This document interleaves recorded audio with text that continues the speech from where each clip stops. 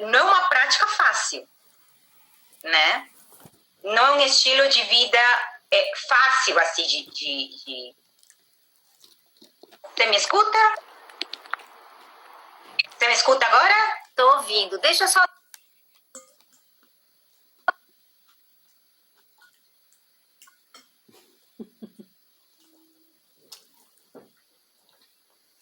Alô, Jaque? Deu uma cortadinha aqui. Agora foi? Agora eu tô te ouvindo. Tá me ouvindo? Tá. Então, assim, não foi fácil, né? Não em termos da prática. A prática é fácil, os procedimentos da prática são simples. O que foi difícil para mim foi me desprender do julgamento. Foi muito difícil me desprender de julgamento e deixar simplesmente os incentivos e os estímulos externos virem sem eu julgar completamente nada, né? Essa foi a minha maior dificuldade.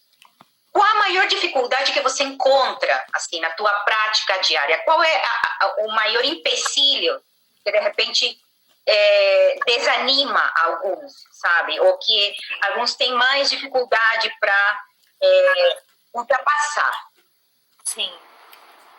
Então, tem uma coisa que também é muito interessante, né, na prática. Eu acho que, se tratando de meditação, pouco tempo depois a gente descobre que não tem nunca a ver com ter êxito ou não ter êxito, né? Quando você está falando de uma coisa que está relacionado com o agora, é agora. Então, não importa como foi ontem, né?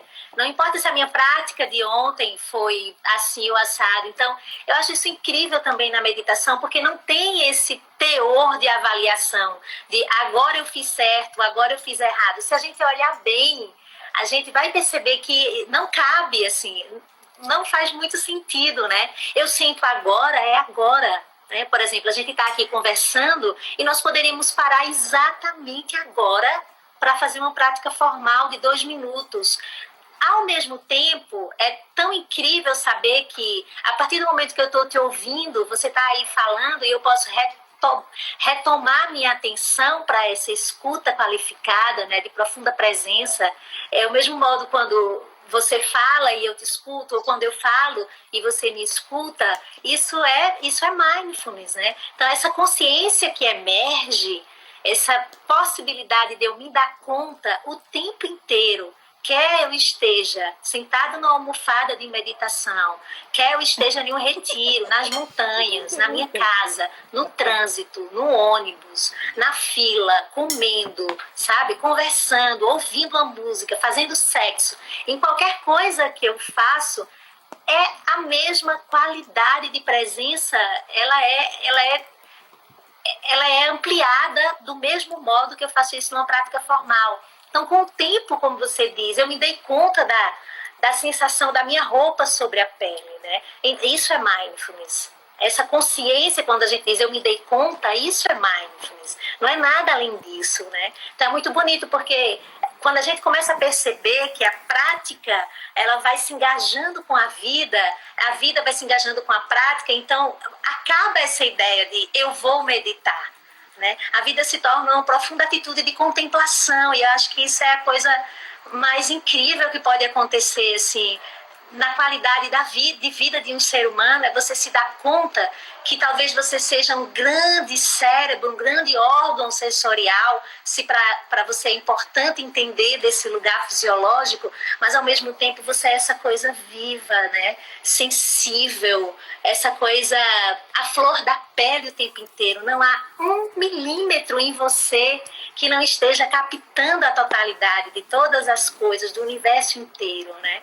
E aí, quando você associa isso à atitude de respirar, que às vezes pode ser enfadonho, ou, meu Deus, que coisa mais sem estímulo, sentar e prestar atenção na respiração, parece uma coisa tão banal, tão sem graça.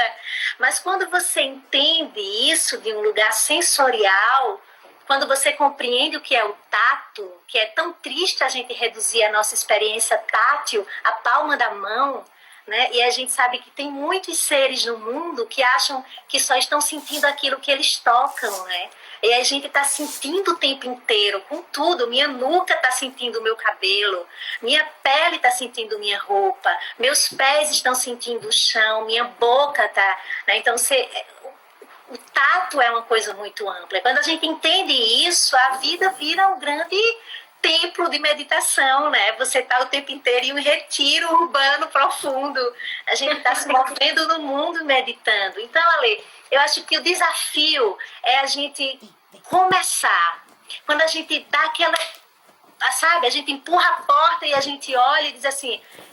Ei, tem alguma coisa errada. Então, eu costumo dizer que o interessante não é sentar e descobrir que você relaxou e que você está... Ai, que delícia essa sensação de meditação. O interessante é quando você senta e você se dá conta do caos que é a tua mente. Eu acho que o pontapé é angustiante e parece que vai ser o grande desafio.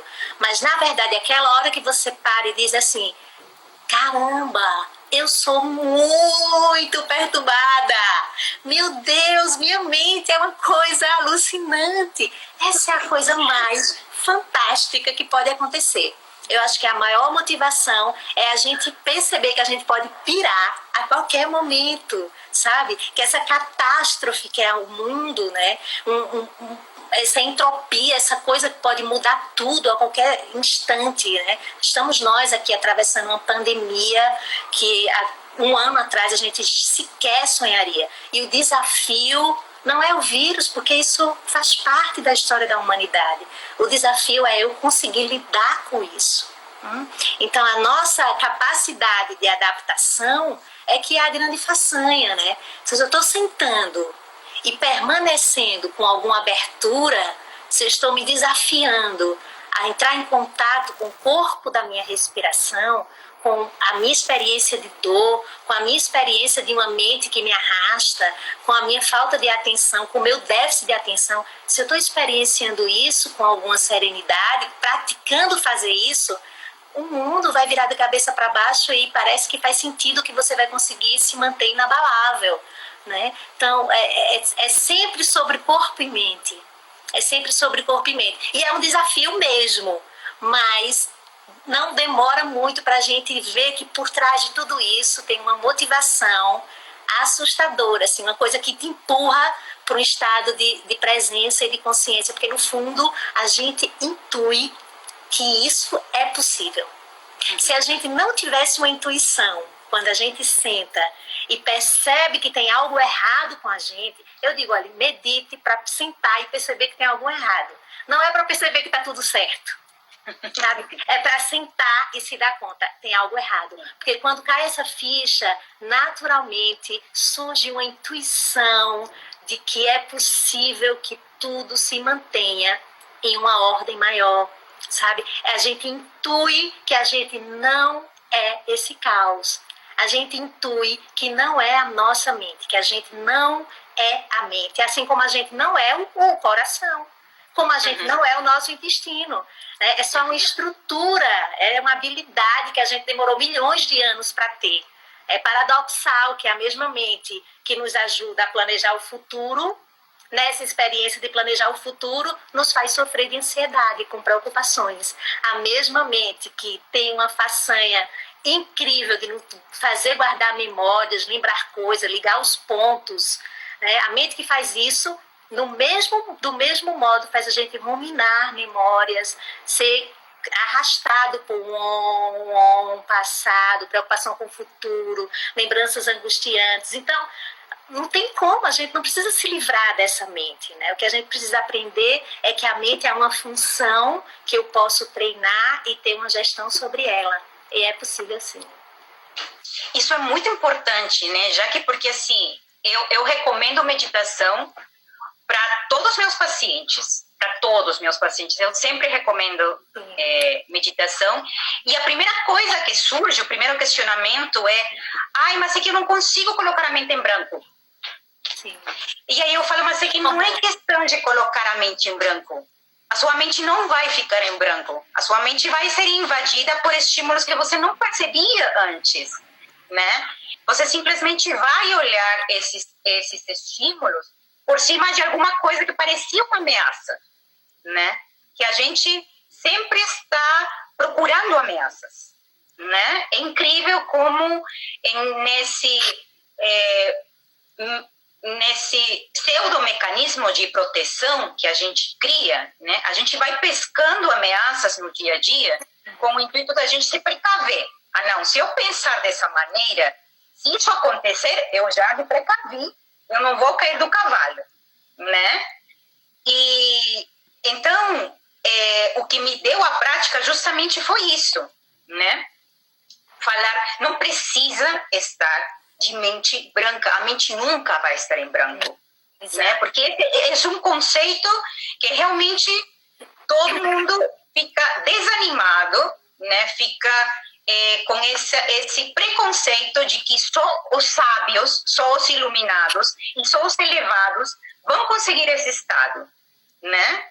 Então, o mindfulness me trouxe essa coisa de eu não estou com a mente em branco, eu estou com a mente no agora, eu estou com a mente me enchendo dos estímulos e me alimentando dos estímulos que antes eu não percebia, passavam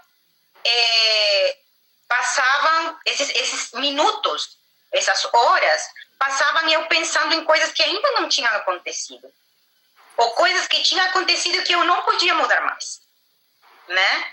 Então, eu acho isso muito importante, né? Tirar dessa crença da cabeça que meditação é colocar a mente em branco, né?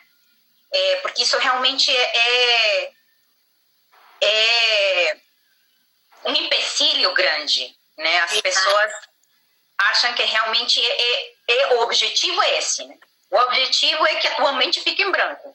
E não é assim, né? A gente levou tanto tempo para pensar assim, né? É uma habilidade fenomenal a gente ter essa cognição e essa metacognição, né? Somos homo sapiens sapiens, a gente não só pensa, eu digo sempre isso, a gente pensa, sabe que pensa e pensa sobre o que pensa.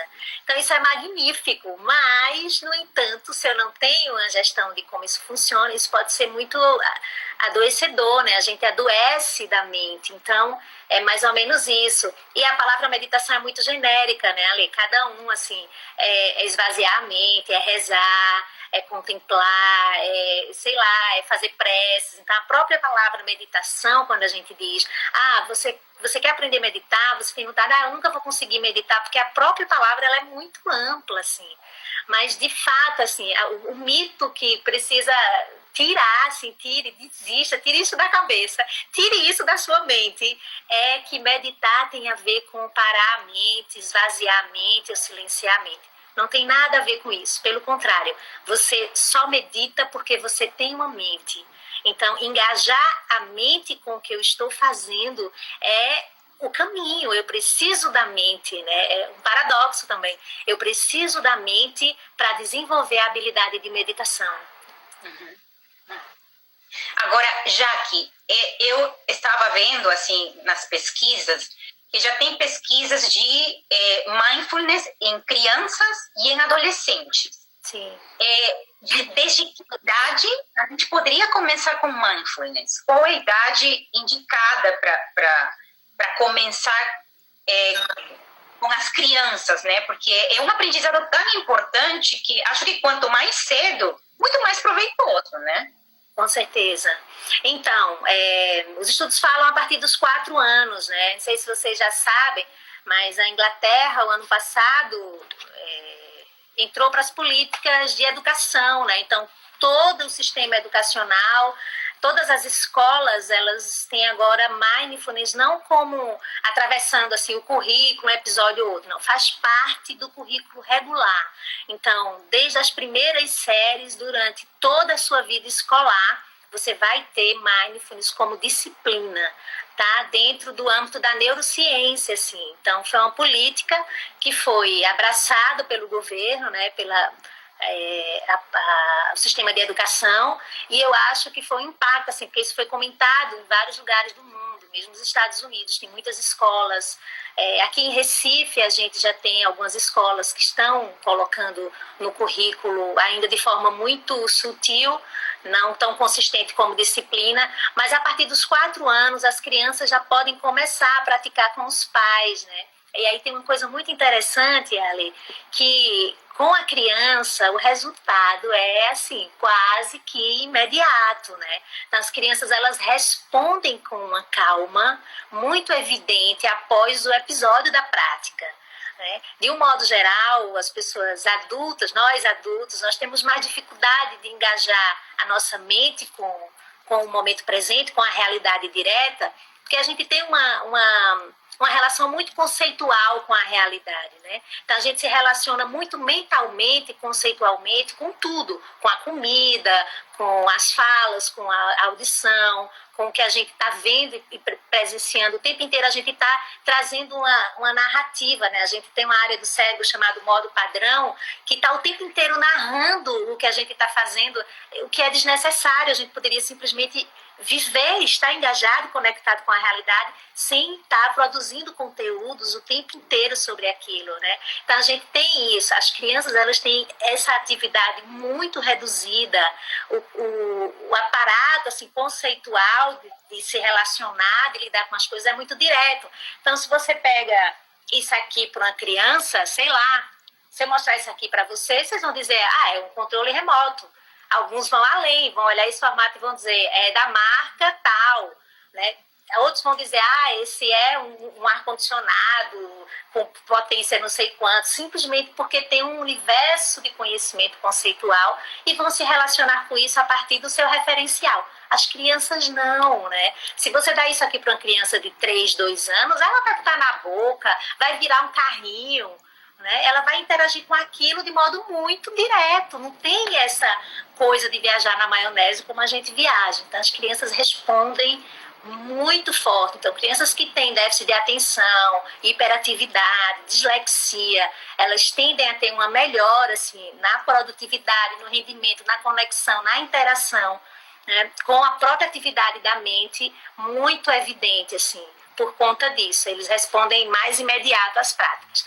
E aí a gente vai até mais ou menos usando o mesmo método até os 7 anos, dos 4, 7, 8 anos, né? São estímulos diretos e traz a criança para perceber, por exemplo, ela corre, ela pula, ela respira, ela sente os efeitos da própria fisiologia diante das atividades. Então a gente vai mostrando um pouco isso. E outra coisa bonita é que a criança ela entende de um modo, se você mostra de um modo muito lúdico como o cérebro funciona, faz muito sentido, né, para ela. Ela consegue entender, por exemplo, a função da amígdala de fuga, né, de resposta automática. Então isso é muito bonito porque eles captam e percebem o efeito de como eles interagem e funcionam na vida, no dia a dia. E aí a gente faz isso dos 4 aos 8 anos, mais ou menos. Depois a gente tem ali dos 8 aos 13, mais ou menos, já um método quase formal de meditação, né? As práticas são a mesma, atenção plena à respiração, consciência plena dos sonhos, a consciência das partes do corpo. E na adolescência, em diante, assim, 13, 14, até os 20 anos, 21, já é o curso formal que a gente faz com os participantes adultos. Então, é bem legal, com crianças, ver o resultado, assim, bem empolgante. Jaque, e existe alguma proibição, alguma contraindicação para fazer as práticas? Eu, por exemplo, eu ainda não recomendo para quem tiver uma doença, por exemplo, psiquiátrica muito descompensada, sabe? Porque, de repente, não vai ser muito proveitoso, né? Até a gente conseguir controlar o quadro e chegar num ponto onde realmente o paciente esteja sem tanto sofrimento com a doença para conseguir começar, né? Então, quais seriam as contraindicações da prática? Quem você diria não é o momento de começar? Você pode começar, mas agora vamos esperar um pouco mais. Sim, é exatamente isso que você falou. Os quadros mais graves, né, mais agudos mesmo, da depressão e da ansiedade. É interessante porque, embora tenha essa indicação, é preciso que você esteja já numa fase de controle, né, da doença, tendo acompanhamento com psiquiatra, psicólogo. Normalmente, essas pessoas chegam para o curso já com a orientação, já vem aprender a estratégia e começar a prática com a orientação, indicação de um profissional que já acompanha essa pessoa. Normalmente eu peço contato quando alguém relata que está fazendo um acompanhamento, porque se for preciso em alguma etapa da jornada, falar um pouco, discutir, né, em que momento está. Então são poucos os casos que você, num quadro mais intenso, por exemplo, de uma depressão, você entra com a estratégia, com a prática de meditação mindfulness. Normalmente, se a pessoa já fazia. E aí isso é muito interessante, Ale, porque um dos efeitos da prática de meditação é que você traz um certo senso de naturalidade, né?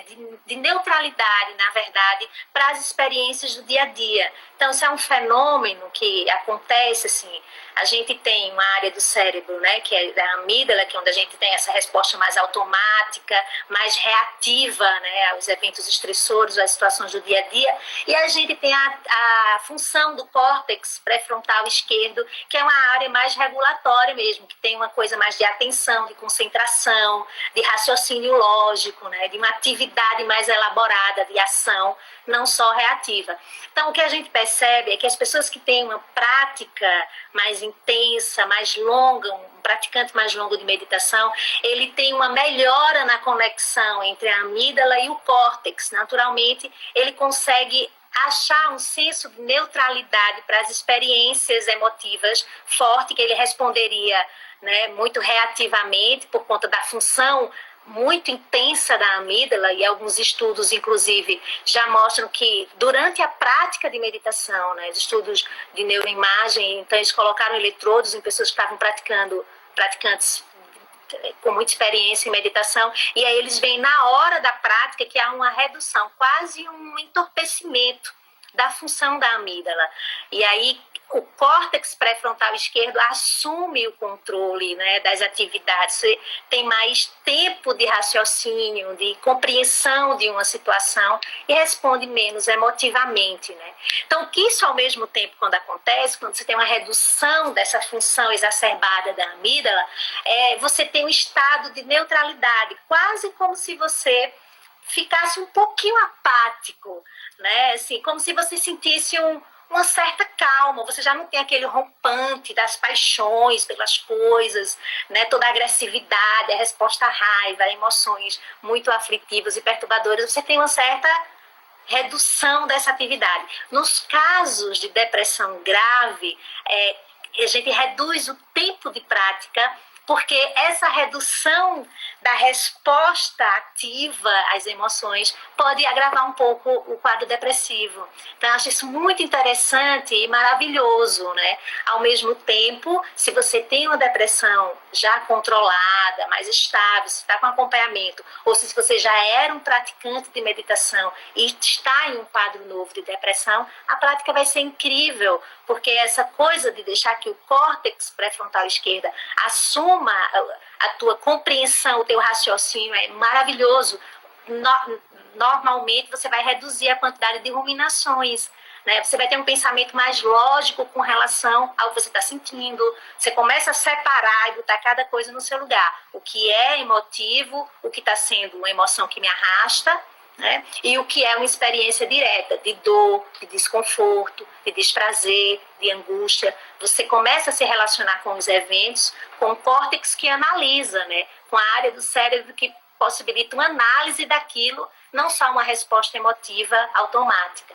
Então, tem esses dois lados, os quadros graves de depressão sem acompanhamento, ou que não estão ainda controlados, ou os quadros graves de ansiedade que também não estão com acompanhamento. Se você está com acompanhamento, já faz um tempo e tem indicação, maravilhoso, vai fundo que você vai ter bons resultados, assim. Ótimo. Jaque, outra coisa que eu sempre escuto é: eu não tenho tempo para meditar. Eu não tenho tempo. né? Ou outro empecilho que eu também escuto é, aí na minha casa não tem como porque é muito barulho, sabe? E o mindfulness, ele me quebrou essas crenças, porque eu comecei com 5 minutos. 5 minutos, sabe? Eu chegava do trabalho, deixava a bolsa, sentava no sofá e eu fazia 5 minutos assim que eu chegava em casa. Só 5 minutos. E também eu tinha essa crença de, ai, mas minha casa é muito barulhenta. Eu moro aqui em São Paulo, sabe? Do lado de uma avenida, sabe? E eu tinha essa crença de que não, você tem que estar tudo em silêncio, sabe? Uma música relaxante. E aí o mindfulness me trouxe uma prática para eu escutar os barulhos da cidade, sabe? Que para mim foi maravilhoso. Então, o que precisa alguém para começar? Se precisa de alguma cadeira especial, se precisa de alguma posição especial, se precisa de você não ter problemas na coluna, que tem alguns métodos que, por exemplo, te fala para você não adotar algumas posturas, se você tiver algum problema de coluna, nos joelhos. O mindfulness, o que precisa para você começar a prática? Tá. Então, a gente pode, assim, só retomar a definição, porque ela amplia, né, o que é que eu realmente preciso e o que é, de fato, mindfulness na prática como estratégia, né, para além de ser um estado de consciência, de metaconsciência. Mindfulness é a consciência que emerge, segundo a definição de Jon Kabat-Zinn, que tem 40 anos essa definição e não foi derrubada por nenhuma outra teoria. Ele diz que mindfulness é a consciência que emerge quando eu eu decido prestar atenção em alguma coisa, que pode ser, inclusive, qualquer coisa.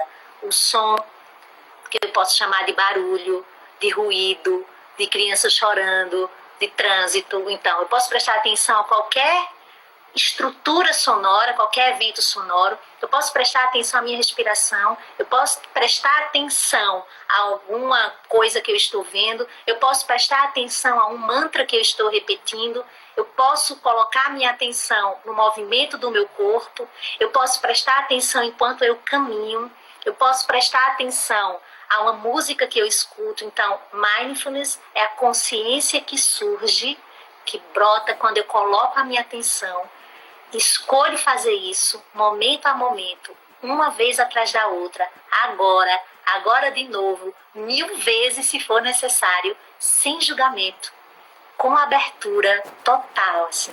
Eu me proponho a fazer aquilo sem julgamento de valor. Vou prestar atenção ao ambiente sonoro, meu universo sonoro. A gente normalmente coloca atenção em algo usando as portas do sentido.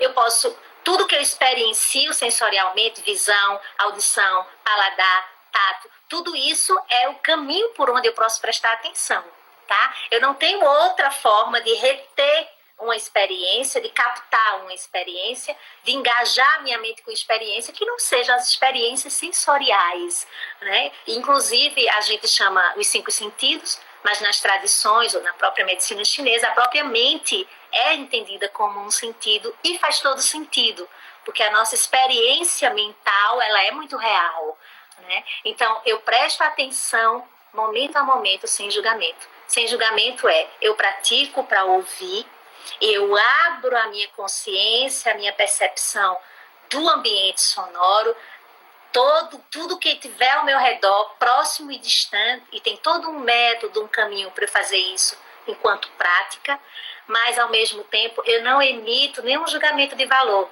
Ah, esse som é bom, esse som é péssimo. Ah, esse som das crianças chorando não vai dar para eu meditar. Ah, mas esse som do mar é uma delícia. Agora eu vou praticar meditação. Ah, eu gosto de meditar nas montanhas com o som dos pássaros, do vento. Não importa. Não importa.